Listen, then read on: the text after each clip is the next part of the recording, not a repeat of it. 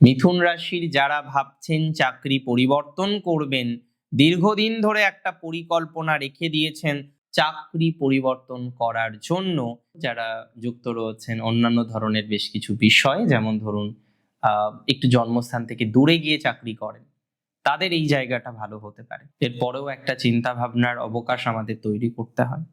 And বিশেষ করে যারা যুক্ত রয়েছেন ব্যবসার সাথে বা সেলফ প্রফেশনের সাথে, মিথুন রাশি থেকে বিলং করেন,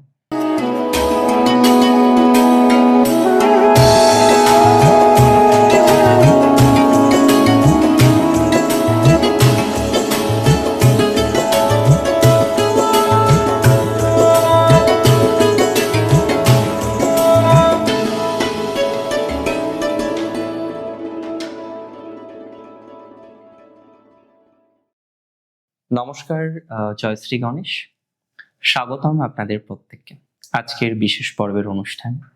আজকে আলোচনা করব আমরা যে রাশিটিকে নিয়ে, রাশিটি মিথুন। আর মিথুন রাশিতে বৃহস্পতি, সপ্তমে মঙ্গল জানুয়ারি মাসের মাঝামাঝি সময় পর্যন্ত থাকবে। এই যে ট্রানজিটটা মিথুনের জন্য অনেক অনেক অনেক বেশি গুরুত্বপূর্ণ একটা ট্রানজিট। কি ফলাফল পাবেন জানবো।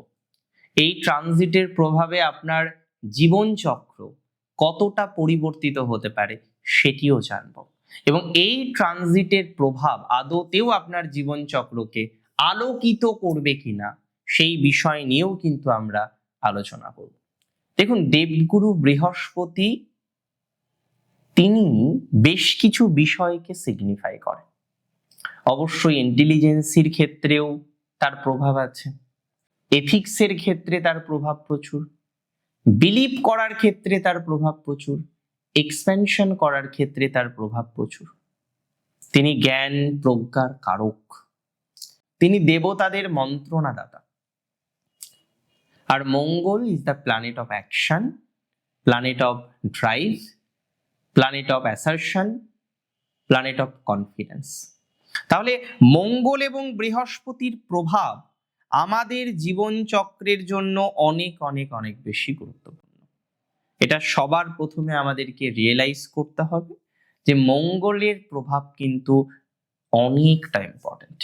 মিথুনের সফলতা ভাবের অধিপতি মঙ্গল, মিথুনের বন্ধু ভাবের অধিপতি মঙ্গল। আমরা 11 থেকে কিন্তু বন্ধুও দেখি।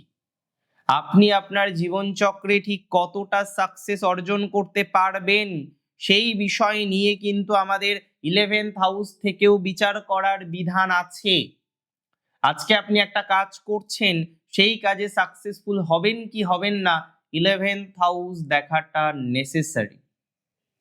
একাদশ ভাব অতিরিক্ত গুরুত্বপূর্ণ এই সকল বিষয়। একটা কথাই আমি বলতে চাই আপনাদের, মঙ্গল আপনাদের ষষ্ঠপতি, অর্থাৎ পার্মানেন্ট কর্মজীবন প্রাপ্তির ক্ষেত্রে মঙ্গলের ভূমিকা অপরিসীম। একজন চাকরি করবেন, একজন চাকরি লাইফে স্টেবল থাকবেন কিনা মঙ্গলের দরকার। দেখুন, 6th house is not only job. কেন জব দেখা হয় 6th হাউস থেকে? দশম থেকে যদি কর্ম দেখা হয়, 6 থেকে জব কেন দেখি? 6th হাউসের মধ্যে একটা রেগুলারিটি আছে, একটা রেগুলার হ্যাবিট আছে, তাই না? আর জব ইজ লাইক রেগুলারিটি।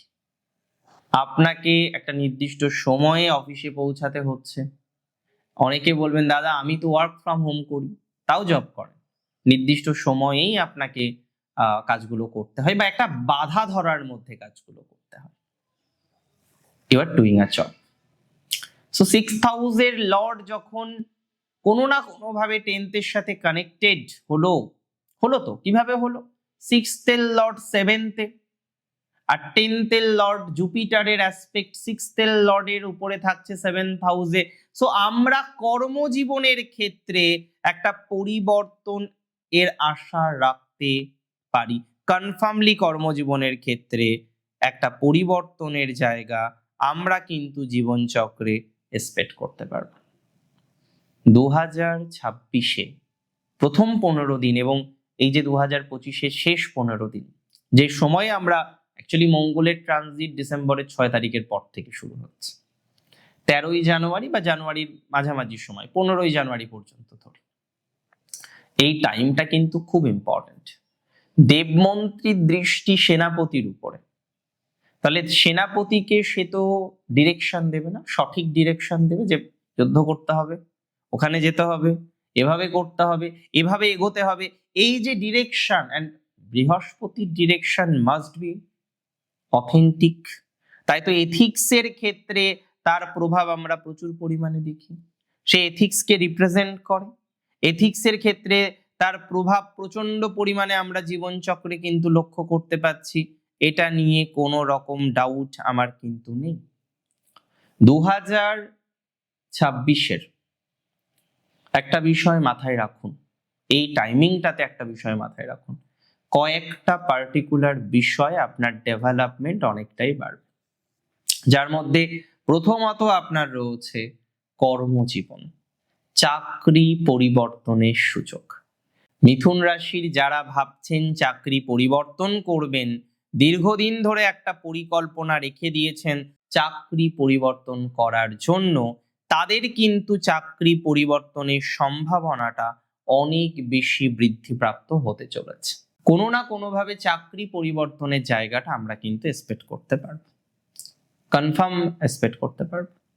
এবং কিছু কিছু ক্ষেত্রে প্রমোশন হোক, স্টেবিলিটি হোক, আশা পূরণ হোক, সেই জায়গাটাও কিন্তু জীবনচক্রে আসবে।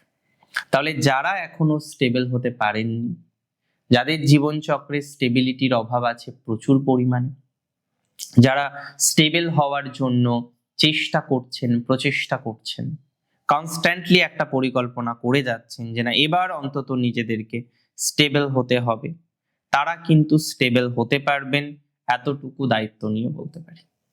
কিছু কিছু পরিবর্তন আপনার স্টেবিলিটিকে বহন করে নিয়ে আসবে। এডুকেশনে একটা দারুণ প্রভাব আসতে চলেছে।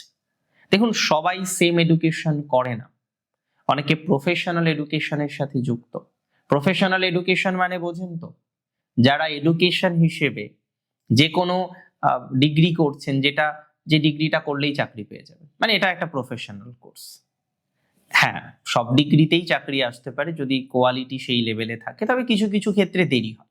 আপনি গ্রাজুয়েশন করছেন, তারপরে আপনি মাস্টার করছেন, অবশ্যই খুব সুন্দর লাইন এবং আমি তো মনে করি খুব ভালো লাইন, কিন্তু সবাই এক জিনিস চায় না। কেউ চায় ডাক্তার হতে, কেউ ইঞ্জিনিয়ার, কেউ চাইছে শিক্ষক হতে, কেউ অন্যরকম একটা পরিকল্পনা করছে। তো পরিকল্পনা যাই হোক না কেন, এই সময়ে বৃত্তিমূলক এডুকেশনে সাকসেসফুল হওয়ার টেন্ডেন্সিটা বেশি। যারা সরকারি চাকরি করতে চাইছেন, সরকারি চাকরি নিয়ে যারা পরিকল্পনা করছেন, সময়টা কিন্তু কিছুটা হলেও ভালো যাবে। এই বিষয়ে আমরা ভালো ফলাফল কিন্তু পাব। তবে মাথায় রাখবেন এই সময়টা খুব আদর্শ মেডিটেশন করার জন্য। আপনাদেরকে সাজেশন দেব, ডেইলি বেসিসে একটু মেডিটেশন করুন, সেটা আপনাকে ভালো ফল দেবে। ডেইলি বেসিসে মেডিটেশন করা, রেগুলারিটি মেনটেন করে মেডিটেশন করা, এটা আপনার জন্য আবশ্যক। কিছু কিছু ক্ষেত্রে আমি মনে করি এটা একটু করুন, তাতে আপনার ফলাফলটা নিঃসন্দেহে ভালো হবে। ডেইলি বেসিসে মেডিটেশন করুন, দক্ষিণামূর্তির পুজো করুন, এই সময় দক্ষিণামূর্তি স্তোত্রম হয়, জপ করুন, পাঠ করুন, রোজ রোজ পাঠ করুন। আমার কথা শুনেই করুন না, আমার কথা শুনেই করুন না, ভালো ফল আসবেই, আমি বলছি তো আসবে, আমার কথা শুনে করুন। তাছাড়াও আমরা লক্ষ্য করতে পারবো যারা যুক্ত রয়েছেন অন্যান্য ধরনের বেশ কিছু বিষয়, যেমন ধরুন একটু জন্মস্থান থেকে দূরে গিয়ে চাকরি করেন, তাদের এই জায়গাটা ভালো হতে পারে। দেখুন, চরম কিছু সিদ্ধান্ত নেওয়ার জায়গা আসতে পারে, যে ডিসিশন হয়তো গত 2 বছরে নিতে পারেননি, গত 3 বছরে নিতে পারেননি, গত 5 বছরে নিতে পারেননি, হঠাৎ করে এমন কিছু ডিসিশন নেওয়ার দিকে আপনার ঝোঁক বাড়তে পারে। হঠাৎ করে এই ধরনের একটা টেন্ডেন্সি আমরা কিন্তু জীবনচক্রে লক্ষ্য করতে পারবো, যেটা আপনাকে সামহাউ পজিটিভ ফলাফল দেবে বলে আমি অন্তত পক্ষে বিশ্বাস করছি। ম্যারেজ লাইফে এগোনোর ক্ষেত্রে মিথুনের টাইমিংটা ভালো, বিয়ের যোগাযোগ হচ্ছিল না, অনেকেই দেখছেন যে না বাধা ছিল, হুটহাট ডিসিশন নিতে হচ্ছিল, বিয়ে নিয়ে এত এত এত বেশি কনফিউশন, বুঝতেই পাচ্ছেন না কি করবেন, কিভাবে প্রবলেমগুলোকে শর্ট আউট করবেন। আমি মনে করি এই ধরনের বিষয়ে আপনার পজিটিভিটির মাত্রাটা অনেকটাই কিন্তু বৃদ্ধিপ্রাপ্ত হতে পারে। এই ধরনের বিষয়ে আপনার সফলতার মাত্রাটা অনেকটাই বৃদ্ধিপ্রাপ্ত হতে পারে। এই ধরনের বিষয়ে আপনার অগ্রগতির মাত্রাটা অনেকটাই কিন্তু বৃদ্ধিপ্রাপ্ত হতে পারে। এতটুকু সিওরিটি আমি আপনাকে দিতে পারি। সো পরিকল্পনাটা সঠিক করুন। ডেভেলপমেন্টের জায়গাটা অনেকটাই তৈরি হয়ে যাবে, এতটুকু কিন্তু আপনাকে আমি বলতে পারি। এতটুকু ভরসা আমি আপনাকে দিতে পারি। এতটুকু বিষয় আপনাকে আমি দায়িত্ব নিয়েই বলছি। তবে একটা কথা এরপরেও থাকে, এরপরেও একটা পরিকল্পনা আমাদের করতে হয়। এরপরেও একটা চিন্তা ভাবনার অবকাশ আমাদের তৈরি করতে হয়। অ্যান্ড বিশেষ করে যারা যুক্ত রয়েছেন ব্যবসার সাথে বা সেলফ প্রফেশনের সাথে, মিথুন রাশি থেকে বিলং করেন, প্রফেশনাল জায়গাটা কিন্তু একটু হলেও এনহ্যান্স করবে। প্রফেশনাল জায়গাটা একটু হলেও কিন্তু সাপোর্টিভ হবে। এতটুকু বার্তা আমি আপনাকে দিতে পারি যে প্রফেশনাল জায়গাটা অলমোস্ট কিছুটা হলেও কিন্তু সুস্থতার দিকে আসতে পারে বা আসতে চলেছে। আজকের অনুষ্ঠান আপনার কেমন লাগলো আমাকে জানাবেন কমেন্টের মাধ্যমে। ভালো থাকবেন আপনারা প্রত্যেকে, সুস্থ থাকবেন। শেষ করছি আজকে আমি এখানেই। জয় শ্রী গণেশ।